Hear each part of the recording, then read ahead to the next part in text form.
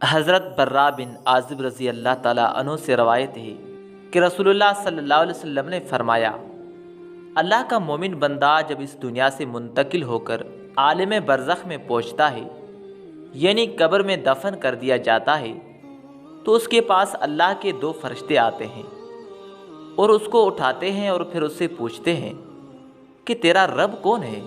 وہ کہتا ہے کہ میرا رب اللہ ہے، اور پھر پوچھتے ہیں کہ تیرا دین کیا ہے؟ وہ کہتا ہے کہ میرا دین اسلام ہے۔ پھر پوچھتے ہیں کہ یہ آدمی جو تمہارے اندر نبی کی حیثیت سے ہے، یعنی حضرت محمد صلی اللہ علیہ وسلم کے بارے میں تمہارا کیا خیال ہے؟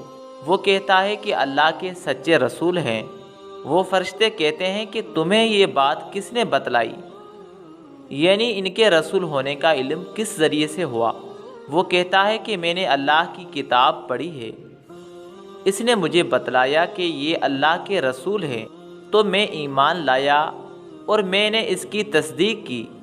رسول اللہ صلی اللہ علیہ وسلم نے فرمایا، مومن بندے کا یہی جواب ہے، جس کے متعلق قرآن مجید میں اللہ تعالیٰ ارشاد فرماتا ہے۔ قرآن مجید کی ایک آیت کا ترجمہ ہے، اللہ تعالیٰ ایمان والوں کو سچی پکی یعنی صحیح عقیدے اور صحیح جواب کی برکت سے ثابت رکھے گا، دنیا میں اور آخرت میں، یعنی وہ گمراہی اور اس کے نتیجے میں آنے والے عذاب سے محفوظ رکھے جائے گا۔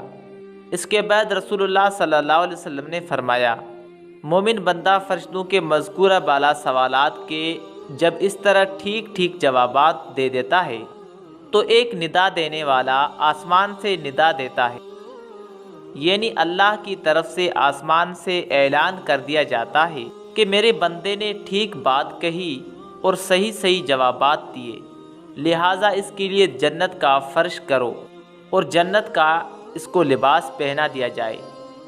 چنانچہ اس کے لیے جنت کا دروازہ کھول دیا جاتا ہے، جنت کی خوشبودار ہوائیں لگتی ہے۔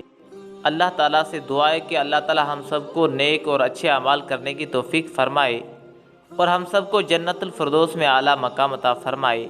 آمین ثم آمین۔